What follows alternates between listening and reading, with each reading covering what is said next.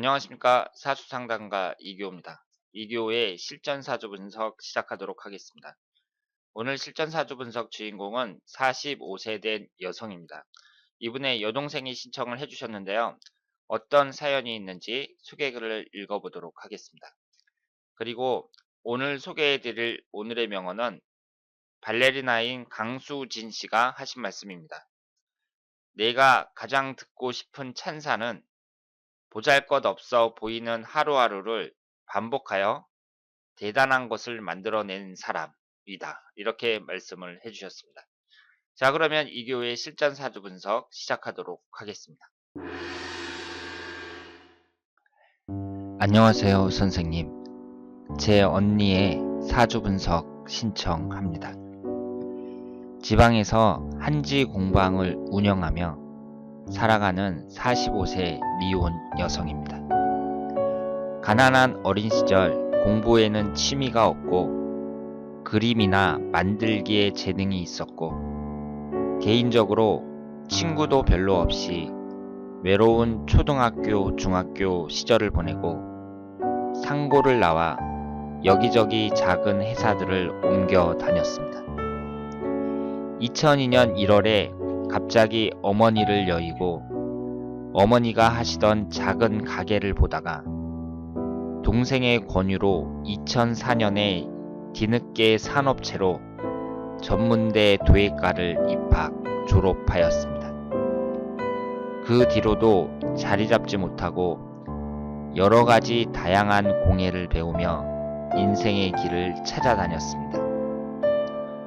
그러다 재혼을 해서 지방으로 내려가신 아버지의 도움으로 공방을 차리고 출간과 작품 활동을 하며 이전 생활보다 안정적으로 지내게 되었습니다.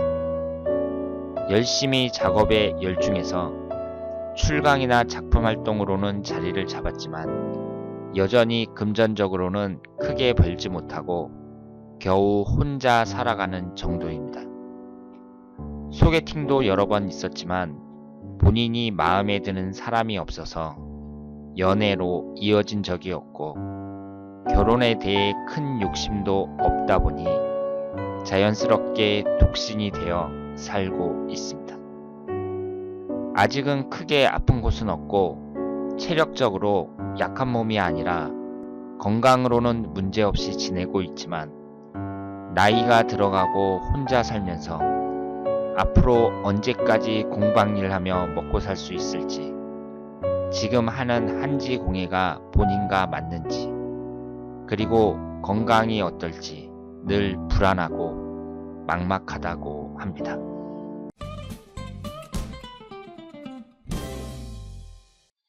자, 그러면 오늘 주인공의 사주를 분석해 보도록 하겠습니다.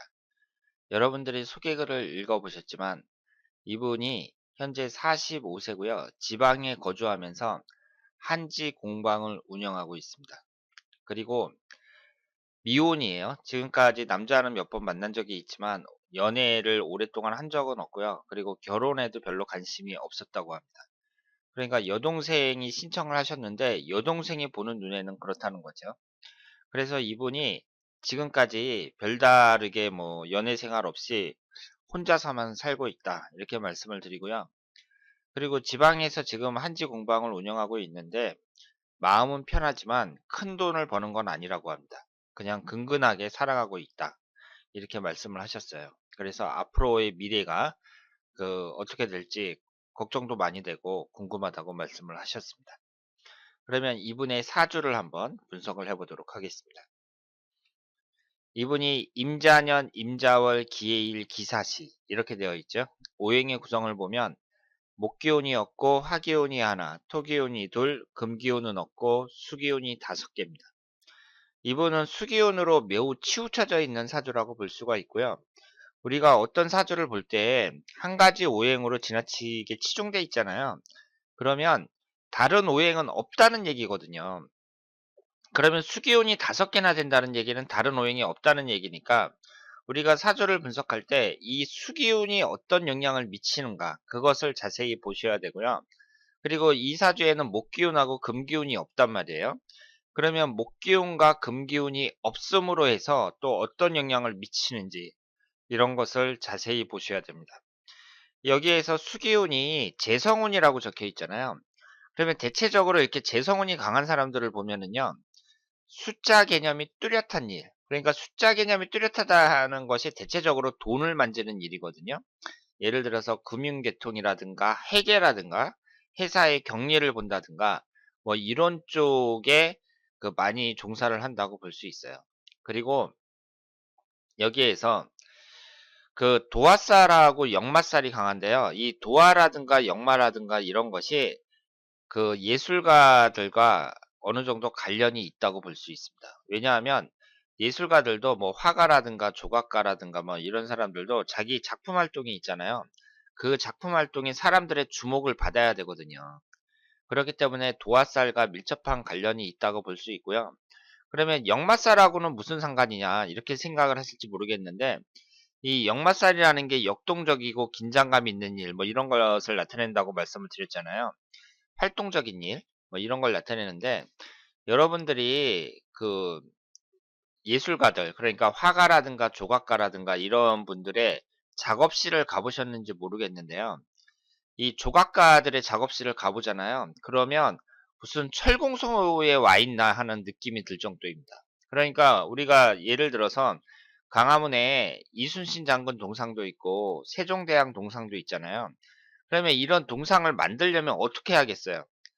쇠 갖고 만드는 거잖아요. 그러니까 막 용접도 하고 쇠를 붙였다가 잘랐다가 막 해야 될 게 아니에요. 그래서 그런 조각가들 작업실 가보면 그 용접기 있고 그 사람들 마스크 쓰고 그 용접하고 있어요. 그게 이제 예술 작품을 만드는 거예요. 그러니까 언뜻 딱 보면 이게 무슨 철공소인지 아니면은 뭐 하는 데인지 헷갈리다니까요. 그러니까 우리가 이제 예술가들 그러면 좀 고상하게 생각하는데, 실제로 그 사람들이 만드는 일들 보면은 육체적으로 힘든 경우가 상당히 많습니다. 그러니까 이분 같은 경우도 한지공예를 하니까 그림 그렸다가 종이를 붙였다가 짜요. 뭐 종이를 자르고 붙이고 막 이런 일을 반복해야 되잖아요. 그러니까 손목도 아프고 이 일 자체가 육체 노동의 강도가 세다고 볼 수 있습니다. 그러니까 이런 일 자체가 역마살하고도 어느 정도 관련이 있다고 봐야죠. 이분이 지금 내가 지금 하고 있는 이 한지공예가 나의 사주와 비춰 볼 때 내 적성에 맞는 거냐 이렇게 질문을 하셨거든요. 그러니까 사람이 자기 적성에 맞는 일을 찾는다는 게 진짜 힘든 것 같아요. 이분이 지금 45세고 이 일을 하신 지도 오래됐는데 아직까지도 이게 나의 적성에 맞는 건지 궁금하신 거잖아요. 그런데 이 사주의 구성을 봤을 때에는 어느 정도 적성에 맞는다고 말씀을 드릴 수가 있습니다. 그리고 여성에게 있어서 여자의 사주를 이렇게 분석할 때에는요, 이분의 남자운, 자식운, 이런 것을 이제 파악하는 게 대단히 중요하거든요. 사람에게는, 특히 여자에게 남자운이나 자식운처럼 중요한 게 없잖아요. 그런데 이분은 남자에 해당하는 관성운과 자식에 해당하는 식신상관운이 없어요. 이것은 큰 약점이라고 말씀을 드릴 수 있습니다. 그리고 예술 활동을 하는 사람으로서 식신상관운이 없다는 것도 약점이라고 볼 수 있죠. 식상운이라는 것은 활동성을 나타내고 그리고 표현 능력 이런 걸 나타내는데, 그 식상운이 없다는 것이 이분에게 약점이 될 수 있습니다. 그러니까 이분은 상당히 외로운 사주라고 볼 수 있죠. 남자운도 없고 자식운도 없으니까 외롭다고 볼 수 있습니다. 그리고 기해일주에서 해수가 앉아있는 자리가 배우자궁이거든요. 이것도 사해충으로 깨지고 있습니다. 그리고 이분의 어머니가 일찍 돌아가셨고, 그리고 아버지 운도 별로 좋다고 보기는 어렵거든요. 그러니까 부모 운도 대체적으로 별로라고 봐야 돼요. 그런데 여기에서 인성운이 어머니를 나타내는데 사해충으로 깨지고 있고요. 이 재성운이라는 것이 지금 5개나 되니까 나에게는 기신운이라고 봐야 되잖아요. 그런데 이 재성운이 육친적인 관점에서는 아버지를 나타냅니다. 그러니까 이분은 사주 자체가 좀 불리한 점이 많다고 봐야죠. 부모운도 별로 안 좋게 나오고, 그리고 그 자식운이나 배우자운도 없는 것으로 나타나고 있습니다. 그런데 이분의 흘러가는 대운을 보면은요, 지금 이 사주가 신약한 사주잖아요. 그러니까 화기운이 여기에서 용신운이라고 봐야 돼요. 그리고 수기운은 기신운이라고 봐야 되고요. 이 수기운을 생해주는 금기운도 그다지 좋은 운은 아닙니다. 그런데 지금까지 그 운을 보면 어릴 때부터 토기운하고 금기운만 계속 들어왔죠. 30년 동안 이렇게 들어왔어요. 그리고 49세 정미대운서부터 화기운이 들어오기 시작합니다. 그러니까 이분에게 있어서 50대에 해당하는 정미대운은 정화가 들어오죠. 그리고 60대에는 병화가 들어옵니다. 그러니까 앞으로 이분의 그 대운의 흐름을 봤을 때에는 49세 정미대운을 기점으로 해서 이전이 좋은 거예요. 이후가 좋은 거예요. 이후가 좋은 거죠. 그러니까 앞으로의 운이 이전보다 훨씬 더 낫다는 거. 이것이 이분에게는 큰 장점이 되겠습니다. 그리고 이것은 내년의 월운인데요. 내년 월운을 이렇게 봤을 때에는 일단은 그 수기운이 워낙 강하니까 11월 달, 12월 달에 수기운이 강하게 들어오잖아요. 그러니까 11월, 12월 달에는 별로라고 봐야 되고 지금 여기에 이제 화기운이 들어오는 6월 달, 7월 달 이때가 좀 괜찮다고 말씀을 드릴 수 있습니다. 그리고 이 사주는 이제 축토가 들어왔을 때 해자축으로 이제 수기운이 강해지잖아요.